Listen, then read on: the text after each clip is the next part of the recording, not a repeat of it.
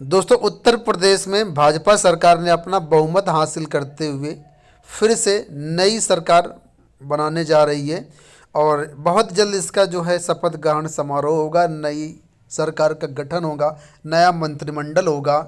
अब देखना ये होगा क्या जिस तरीके से अभी तक भाजपा की सरकार गई, ये जो पाँच पाँच साल निकल गए, अब आगे भर्तियां किस प्रकार आएंगी। युवाओं को काफ़ी निराश किया है इस इन 5 सालों ने, खासकर प्राथमिक शिक्षक भर्ती के अभ्यर्थियों को। इतने बड़े बड़े आंदोलन हुए, लेकिन उसके बाद भी सरकार ने एक्सेप्ट नहीं किया कि हमारे यहाँ पद खाली हैं। मात्र 17,000 पदों पर विज्ञापन की बात निकल के आई, वो भी विज्ञापन जारी नहीं हो पाया। तो क्या अब नई सरकार में ये सारी भर्तियां देखने को मिलेंगी? अगर देखा जाए तो ये जो 2017 से 2022 का सफ़र था, इसमें पिछले 2 साल से देखा जाए तो कोरोना ही काफ़ी तेज़ी से फैला। सरकार उसी के नियंत्रण में एक तरीके से व्यस्त रही। काफ़ी सारी जगहों पर, काफ़ी सारे क्षेत्रों पर विशेष ध्यान नहीं दे पाई। इस वजह से यहाँ पर भर्तियाँ जो है इन सेक्टरों में नहीं आ पाई। हालांकि सरकार ने कोशिश तो की थी, अनाउंसमेंट भी हुए, लेकिन वादे पूरे नहीं हुए। खासकर प्राइमरी शिक्षक भर्ती की बात करें तो काफ़ी अभ्यर्थी निराश हुए इस मुद्दे को लेकर के। बहुत बड़े बड़े आंदोलन किए गए, लेकिन कोई भी सार्थक उसमें जो है हल नहीं निकल के आया। अब नई सरकार बनने जा रही है, अब इसमें क्या होगा? टीजीटी पीजीटी 2022 क्या विज्ञापन आएगा? कब तक आएगा? एलटी गेट 2022 का क्या हाल रहेगा? विज्ञापन आएगा या नहीं आएगा? और सबसे बड़ा मुद्दा यहाँ पर एक बार फिर से प्राथमिक शिक्षक भर्ती, अब क्या विज्ञापन आएगा? कितने पदों पर आएगा? थोड़ी सी चर्चा करते हैं इस वीडियो में, तो वीडियो को आप लोग लाइक और शेयर कर दीजिएगा। सबसे पहले बात करेंगे यूपी टीजीटी पीजीटी 2022 विज्ञापन को लेकर के। तो जैसा कि पहले के वीडियो में हमने बताया था आपको कि अगर सरकार चेंज होती है तो समय यहाँ पर बढ़ सकता था, लेकिन सरकार चेंज नहीं हुई है। हालांकि मंत्रिमंडल तो चेंज जरूर होगा, ठीक है। माध्यमिक शिक्षा मंत्री हो सकता है बदल जाएं इस बार, अभी तक दिनेश शर्मा रहे हैं, अब हो सकता है बदल दिए जाएं, कोई नया चेहरा आए सामने, ठीक है। इसी तरीके से बेसिक शिक्षा मंत्री आप लोग जानते होंगे सतीश चंद्र द्विवेदी को चुनाव हार गए हैं, तो उनकी जगह कोई नया चेहरा आएगा। अब ये किस तरीके से विभाग को आगे बढ़ाते हैं, किस तरीके से कार्य करते हैं, वो सारी चीज़ देखने वाली बात होगी। फिर भी टीजीटी पीजीटी 2022 को लेकर के बात करेंगे तो क्या अब तक का यहाँ पर विभाग का क्या स्टेटस है, क्या चल रहा है विभाग में, तो आप सब लोग वाकिफ़ ही हैं कि टीजीटी पीजीटी 2022 के अंतर्गत लगभग 5,000 पदों का अध्याचन आया हुआ है। 1,000 पदों पर समायोजन होना है। इसके बाद जो रिक्त पद बचेंगे उसमें विज्ञापन आने की सूचना मिल रही है, लेकिन ये पद बहुत कम है। और अभी जो छात्र गए थे चयन बोर्ड, तो उन्होंने भी कहा है, सचिव ने भी कहा है, इससे पहले युवा मंच के भी जो अभ्यर्थी है वो भी गए थे।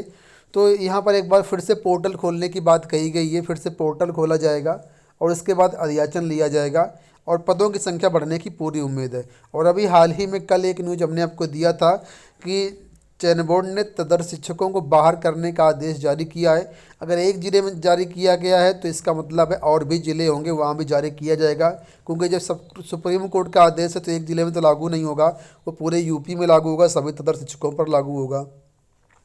तो चयन बोर्ड अगर इन तरह शिक्षकों को बाहर करवा रहा है और बाहर होते ही हैं, तो निश्चित रूप से जो पद रहेंगे तदर्थ शिक्षकों वाले, वो नए अध्याचन के सापेक्ष में जुड़ जाएंगे 2022 भर्ती में, ठीक है। तो पद तो बढ़ना तय है, मान लीजिए आप।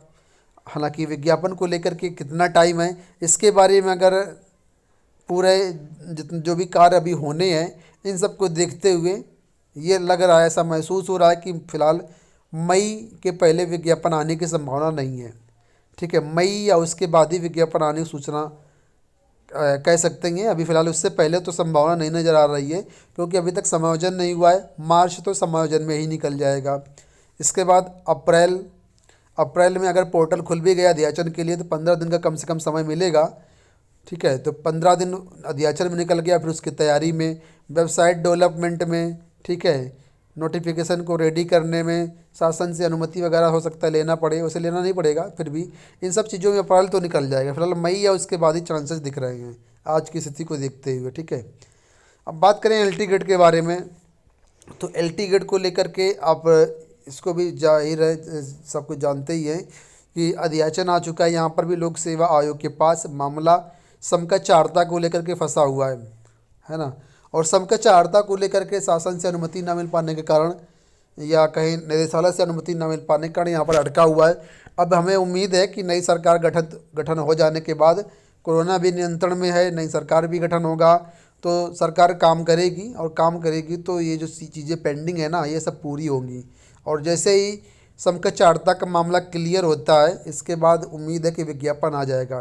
तो इसका भी विज्ञापन इतना जल्दी नहीं कह सकते, लेकिन हाँ, मई जून तक इसका भी विज्ञापन आ सकता है, आज की जो स्थितियाँ बता रही हैं। हालांकि समय के साथ साथ ये परिस्थितियाँ बदलती भी हैं, ठीक है। तो फिलहाल आज की स्थिति को देखें तो फिलहाल अभी तो विज्ञापन आने के अप्रैल में चांसेस नहीं दिख रहे हैं, ठीक है। और कोई बहुत बड़ी बात नहीं है, अगर सरकार समकक्षार्हता वाला मामला क्लियर कर देती है तो अप्रैल में भी आ सकता है, लेकिन चांसेस बहुत कम है। बात करेंगे प्राथमिक शिक्षक भर्ती को लेकर के, तो प्राथमिक शिक्षक भर्ती सबसे बड़ा मुद्दा है छात्रों के बीच में। और आप लोग जानते हैं कि डीएलएड अभ्यर्थियों ने बहुत बड़ा संग्राम किया लखनऊ में, काफ़ी दिनों तक इतनी भीषण सर्दी में डेरा डाला, काफ़ी लंबा उनका आंदोलन चला, लेकिन कोई सार्थक हल नहीं निकला, ठीक है। सरकार ने सुना नहीं इनको। अब देखना ही होगा, बेसिक शिक्षा मंत्री तो बदल गए हैं, है ना। अब नए मंत्री कौन आते हैं, उनका क्या रुख रहता है इस भर्ती को लेकर के।